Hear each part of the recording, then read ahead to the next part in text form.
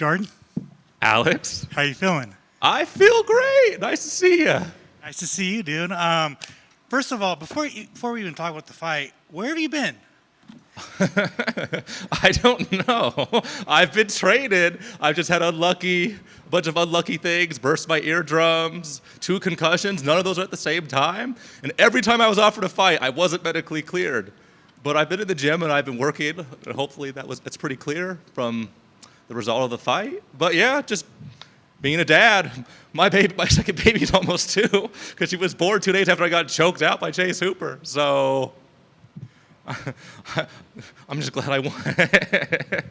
I mean, I don't know, like how frustrating has it been? Because when you got to the UFC, you fought a lot, and then you took the longest layoff probably of your career. What was that like? It was horrible. If I'm being honest, I've been doing this since I was 15, and I'm not sure who I am without the cage fights on the horizon. And I'm not gonna lie, I was struggling with my mental health. I was struggling with my spiritual health. I didn't know where I was supposed to be. I didn't know if I was supposed to be doing this anymore. And I was just training and I was just grinding and just trying to keep faith, know that I'm gonna be provided for. It was a very humbling 18 months. I had a knee surgery and I fought 5 months after that. And I've been healthy, super healthy, except for all in all, maybe 2 months of careful training. But I'm back, and hopefully I'll fight once, maybe 2 more times this year, and maybe I'll go up a few tax brackets. That's the plan. Pay off the house, make another baby, and just keep the good times rolling. Well, like you said, you've been training, and it showed in the fight. You ran through Kurt pretty easily. How'd you feel about your performance? I feel really good. It's kind of not hit me because I'd never even seen someone take Kurt's back like I did. He's very savvy. He's had great defense. He's only been submitted once, and that was against Shane Burgos, of all people. And that was a weird, fast submission. And honestly, I was prepared. I was thinking I was going to decision. I thought I would have to wear him down and possibly finish him late. So the fact that it happened in under 2 minutes is a very big surprise to me. And I'm just feeling blessed, and I'm thankful. But yeah, I didn't see the fight going that way. I mean, what do you kind of put that out to? Is that just your skill? Is it kind of just how the fight played out? Like you said, you were the first one to take his back and choke him unconscious. Well, it's part me and it's part God. I was blessed with an opportunity, and I had the training, and I had the drills, and I had the thousands of hours in the mat to take advantage of that opportunity, to take advantage of that window. So only fools say no to the gods, and I see my opportunities, and I take them, and I go out there, and I hunt for finishes, and sometimes I drop for a leg lock and get my back taken, and sometimes I get kneed in the head and get my back taken. Maybe I should get my back taken. Maybe that's the only way I lose. But it's been paying off so far, and I think it's going to continue to pay dividends. It's a pretty good suplex. How'd you like that? I did not think that was in me. I didn't think I'd be that much stronger than Kurt. Everyone tells me how strong he is, These fighters that have been fighting for more than 10 years, they're all their tendon strength is crazy. So when I got a hold of him and I was like, oh, you're not going nowhere. And I suplexed him, I thought he went out. His head bounced, I thought blood came out of his nose. I looked over and he was still awake. And he kind of tried to get up, but he was being very cautious. He didn't want me to take his back. And then as he was escaping, I was able to lock in the anaconda. And I have a good squeeze. I'm very strong. I'm deceptively strong. I got that dad bod. I know I don't have anywhere near the best physique in my division, but you'll be hard pressed to find someone that is stronger than me, and I could still put on a few more pounds to get even stronger. Who knows? We're in the post-USADA era. I might get hella yoked. You might see me at 185, putting on all the weight, getting all the muscle. But who knows? Who knows what the future has? Did you tell the ref he was out? Yes. Because I've been plagued with a bunch of injuries, I know how bad it is to be choked out in a anaconda. So when I felt him go slack, I kind of screamed it because I'm always terrified of hurting somebody. And the ref was like, show me something. I'm like, he's out. I feel him. I can feel that vein about to burst. So yeah, I told him he was out. But good thing, Mark Beltran, he's not supposed to take my word for it. That's his job, to make sure. I'm glad Kurt is fine. I'm glad neither of us got really hurt.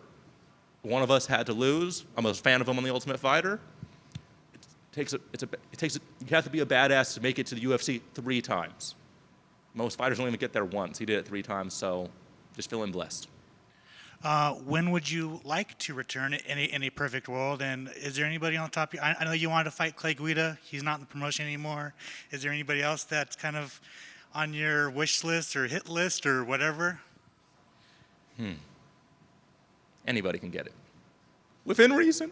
Within reason, not anybody. There are some people, maybe they're too high in the rankings, maybe too scary, if I'm being honest. But I feel pretty good with my set of skills against most people in the division. Around my ranking, anyone can get it. And in a perfect world, maybe like September and then December, all things go well. Yeah, I'm not gonna call anybody individually. There's like 20-something people I'd be willing to fight, and odds are I'll fight one of them, and that's what I'm hoping for. What's it going to take you to fight in the T-Mobile Arena? What the hell? You know, now that I got my 4 guests, my parents, my wife, my best friend were able to watch it, you know what? I'll stay in the Apex. Just don't put me on the undercard. You know, 5 fights fall through, something like that on this card, I'm still on the undercard. I must see TV, if I do say so myself. Some people think I'm cringe. Some people think I'm zesty or soft or sweet or weird or awkward or autistic. People have a lot of theories. But you want to watch me fight, and I have interesting fights. I have good finishes. I'm good on the mic. Sometimes I say stupid stuff all the time. But yeah, just put me on a main card, put me in T-Mobile, and I'll deliver. Last thing about the fight, Jenkins was teasing that you had some new tools in the toolbox, but the fight lasted 2 minutes. Okay, but I didn't shoot a takedown instantly. You know, I circled, so I showed some footwork. I landed that front kick to the face. His teeth clanked together, and it was a sick take. I showed a suplex, and when he was about to get on top, I didn't pull guard. So I showed a lot of new things. That's like at least 4 or 5 things I did. So okay, fair. Maybe next time they'll sprawl, and I'll show you some of the cool striking stuff I do. Apex Predator, baby. What are you wearing? I know last time you wore your grandfather's suit. What's this? It's just a Vietnamese Aozai. It looks like a dress. But I wore it to my best friend's wedding. He got married. I thought it was never going to happen. You know, and I thought this was such a fly fit, and I don't care if it's racial appropriation. I'm black, I can get away with it, and I freaking love it. It's silk, it's hot as shit in Vegas in this, but I think it looks pretty damn fly, don't you? It's pretty fly. Congratulations. Thank you, Alex. Congrats on the win. We're going to need to get a wet floor sign for all this drip. Oh, thank you. When you were talking with Daniel, you mentioned that you had gotten that submission sooner than you thought. So you had envisioned that, but how soon did you think you'd get it? I thought I would have to wear him out. And I thought maybe late second round. Like, I wasn't even going to really, I wasn't even putting that much gas into that squeeze. I just had a good angle because the cage was cutting him off. But I wasn't squeezing. I was really just kind of flexing and preparing for him to scramble. And then when he stopped moving, he stopped scrambling, I knew I had the finish. But yeah, I was prepared to just flow and then put all gas on the last minute of every round. I just didn't want to end up on bottom or him on my back, because that's my kryptonite. You know, people take my back and I go, I tap and I get half a paycheck. So yeah, second or third round was what I was planning for. But first round was under 2 minutes. Yeah. Yeah. You know. A minute 30, that was amazing. Oh, thank you. I'm like a light-skinned Kamzat. You talked about it a little bit with Alex, with all the ups and downs and bumps, but can we say that a little bit of that time away from the cage was good for the mental health? Anybody going through it, you could tell them, like, hey, man, it's going to be okay. Yeah, I think most people in life think they only have one hat. They think they're only one version of themselves. And you never get, unless you're forced into that position, you never know who you are. And I was basically unemployed. I was just a gym bro for 18 months. But consequently, I had so much time to work on my skills. I've never had over a year of time where I'm just focusing on getting better every day, 1% better every day, and it pays dividends, and I grew exponentially. And that wouldn't have happened if I was preparing for 3 different opponents. I had one fight camp, I got injured in it, And I didn't think I was going to make it because I wasn't getting cleared.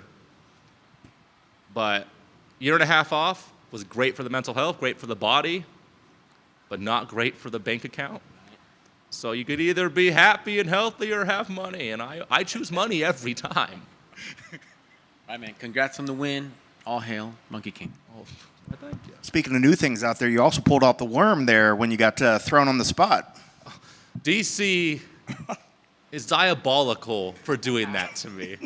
Like, I had a celebration ready, but when you win the fight and you haven't fought, I completely forgot it. The older I get, the more serious I'm taking this, and I'm like, ah! You know, it's freaking out, all aggro, veins pop, and my friend showed me a picture. I look hella masculine. You know, I look ugh! You know, so I had something completely planned. I had to save it, keep it in my back pocket for next time, but DC asked me, and I was like, oh, this isn't working the context anymore. What other dancing? I can't dance. I did ballroom. Like, I can't do that. I should have ballroom DC. That would have punished him. But yeah, I did the worm. At least I landed it, so there's that. The execution was solid. How many years did you do ballroom? I just went to a lot of church dances. Okay. And then me and my older sister, we would always dance ballroom. We did that for like 5 or 6 years. It really helps with grappling, surprisingly. I got no rhythm, but if you give me a partner, I could look pretty fancy, you know? Last for me, and it was kind of funny, and I want to get your thoughts. Laura said on the commentary that you walked so that Eileen Perez could run. You're welcome. Y'all like to see people shake their cake on international UFC television? I did it first. That girl in Bellator who shook her butt, and now she makes way more money than I ever will on an illicit website. I did that. I put that seed into her head, and I'm paying her bills. Eileen Perez, impressive, no? Yep. Look what she's doing. I'm glad I could open doors for people, but that's behind me. Shaking your butt is okay in your 20s, but I turned 30 in 2 days. I got daughters, 2 of them, 4 and 1. I don't want them to shake their butts on TV. I want them to be nice, church-going, pure, beautiful, ginger children, and I gotta set a better example. So I'm at least not gonna shake my ass on television. But I might be, shaking it tonight. Who knows? Congrats on the victory. Thank you very much. How many books have you written? How many books have you read so far? You're entering June tomorrow. I have read 27 books so far in 2025, but I lost some time because I read Lonesome Dove, which is a monster, and I'm reading East of Eden by John Steinbeck, which is another monster, and I had so much anxiety I could not sit down to read for more than 15 minutes for this entire fight camp of 5 months. But yeah, 27 books, not half bad, but I'm gonna veg out and probably read some more Dungeon Crawler Carl. If you're not reading it, check it out. Yeah, I'm just gonna go home, read, and eat some bad food. Jordan, how many inches are on those platform shoes?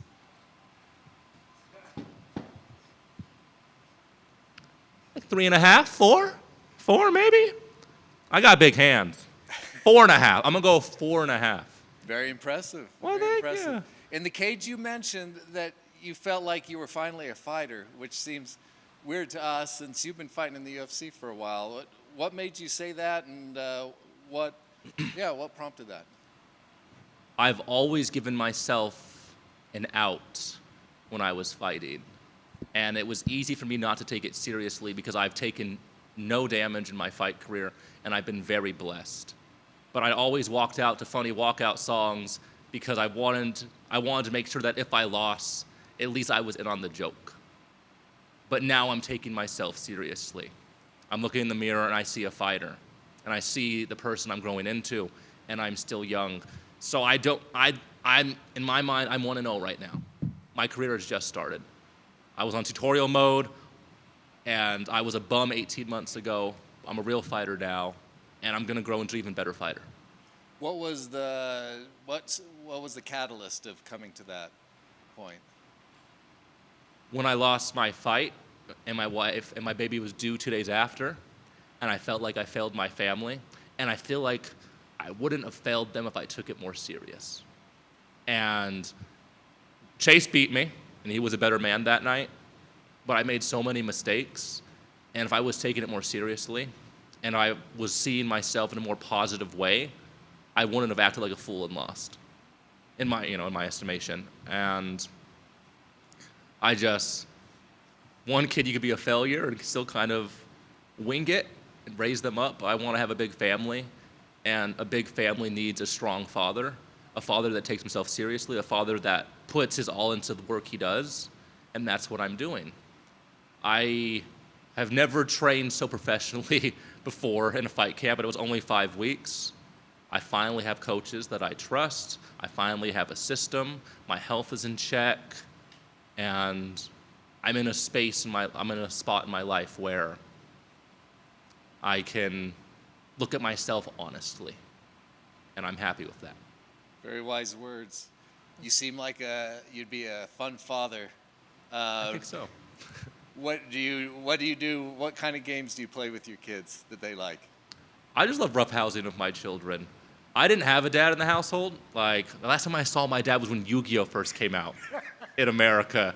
And I'm not sure exactly when this. I remember he walked in for like 4 minutes, he opened a pack of Yu-Gi-Oh! Cards, and I never saw him again.